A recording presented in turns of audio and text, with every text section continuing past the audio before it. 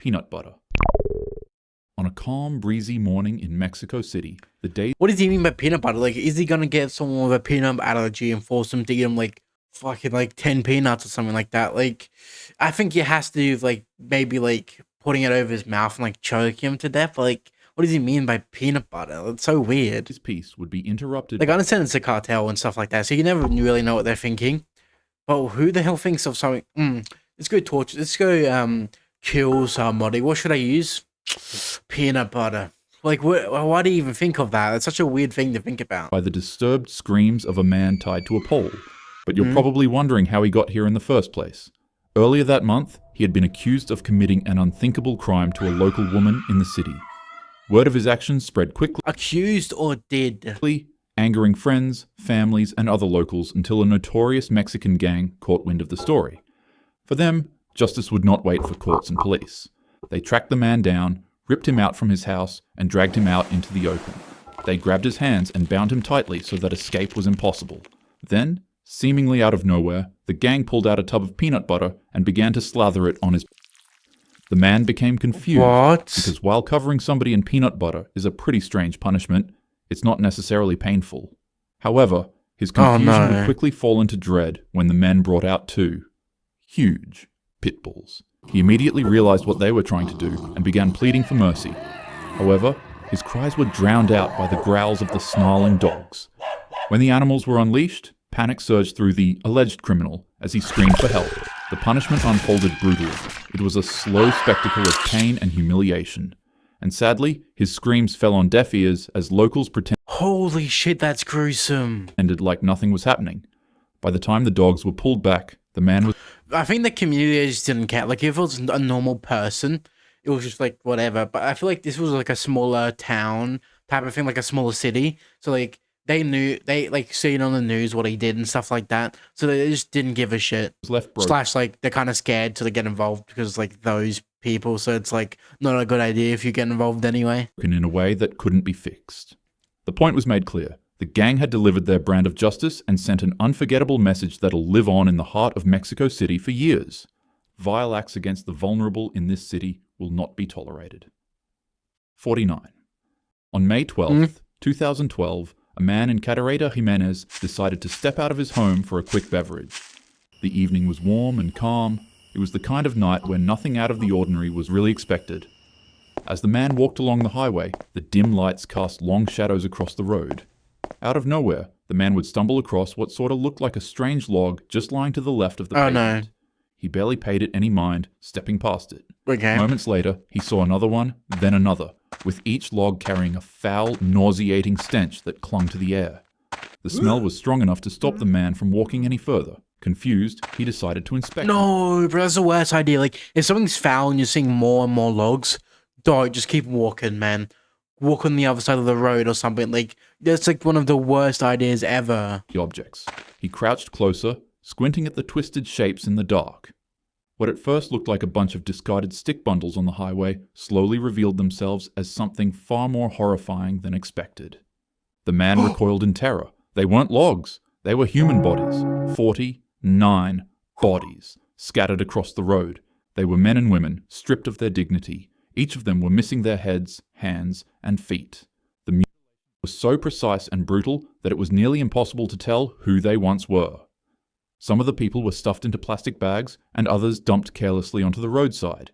The man's breath quickened as his mind struggled to process the scale of what he was seeing. A sense of dread swept over him as he realized he had stumbled upon a... In that moment, the silence of the night felt oppressive. The road transformed into a grotesque stage of terror. Later, authorities would confirm what many feared. This was the... Bro, like, you gotta think, he must regret looking into his log, even though, like, he would have reported it, and technically it's better that he did report it, but, like, for his mental state, like, he must be thinking he wished he never even, like, discovered it, or went out, like, maybe earlier in the day, and stuff like that. Like, that's so gruesome. Work of Los Zetas, one of Mexico's most violent cartels. The bodies were left as a chilling message in an ongoing war for control of smuggling routes into the United States. By dawn, the site was swarmed with police and soldiers with their flashlights cutting through the dark as they documented the carnage. Officials were able to arrest the perpetrator of the tragedy, Daniel Jesus Elizondo Ramirez. more formally known as El Loco. This is just one of many atrocities that happen in Mexico because of wars like these. Jeez, and if there's one thing that's true about these conflicts, it's that the innocents will always be the ones who have to pay. May their souls rest in peace. The Ghost Rider incident.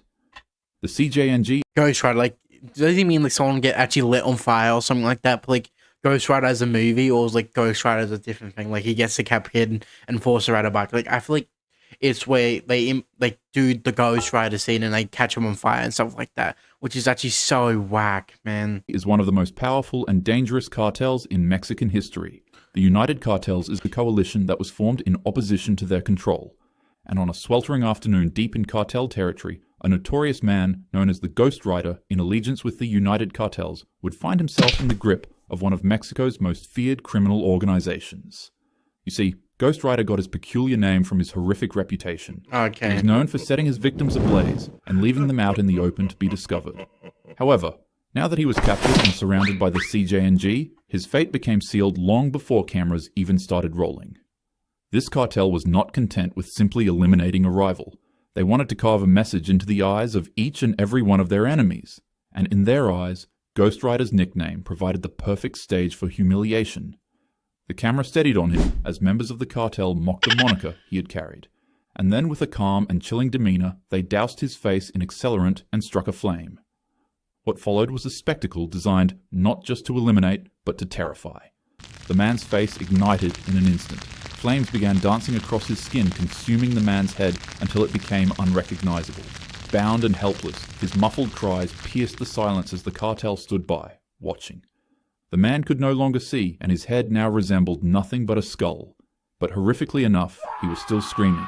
This terrible sight, paired with his nickname that once gave him power in the criminal underworld, had been twisted into a cruel, barbaric joke. That's fucked, man. That is actually fucked. And had literally become the Ghost Rider, just in a very wicked sense.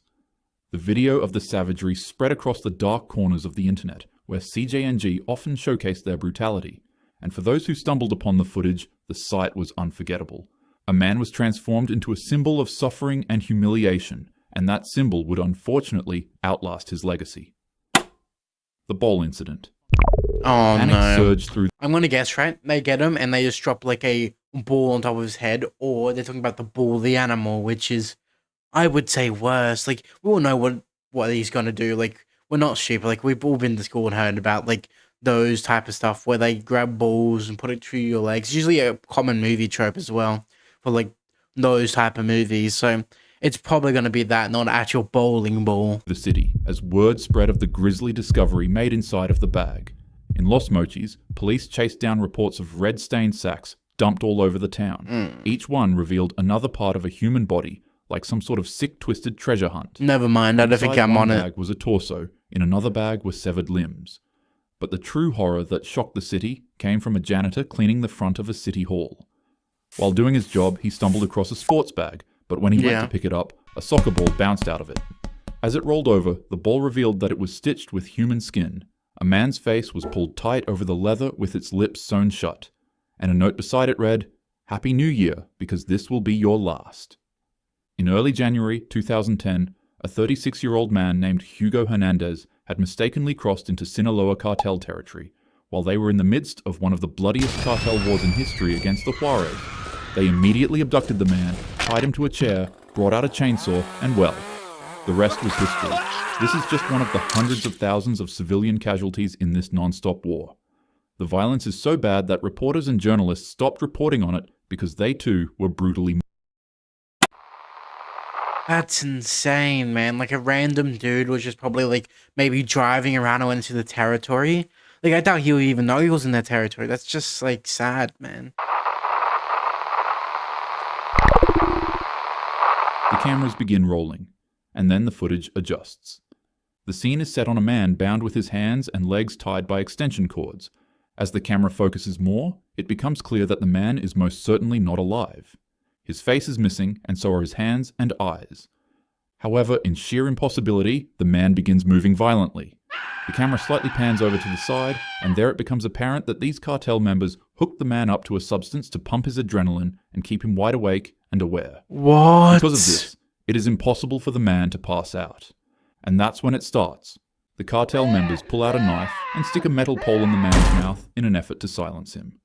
What happens next is simply just too horrific to mention on YouTube, so out of respect for this man's life and to protect your mental security, I'll skip over it. All you need to know is that they began playing a game with the man's throat while pumping him with substances to keep him alive. That's the best thing I can compare this to, like, that's is if actually you were awful, man. to undergo surgery and one of the operating doctors forgot to give you anesthesia, which, by the way, is just a medical treatment that typically makes you unconscious and unaware during painful surgeries. Normally in a case like this, you'd shoot up in extreme pain, but since you're restrained, the agony would just cause you to pass out on the operating table. Now imagine if the doctors were also injecting you with some type of liquid that prevented you from passing out and kept you wide awake, to watch what they were doing to your body in complete horror. That's pretty much what happened, and after the men were done, the video would finally end. But shortly afterward, another video in the same room would surface. In it, you can see the same men playing soccer with the victim's head, kicking it back and forth to each other in efforts to catch it. What makes this incident as horrific as it is isn't the sheer brutality of their actions. When the men were carrying out this atrocity, it's heavily noted that they would be talking to each other, calm and casually, as if it were another Tuesday morning at their shift. All the meanwhile, a popular 80s hit would play in the background, striking a mind-boggling contrast between their gruesome acts and the fun and enjoyable disco song.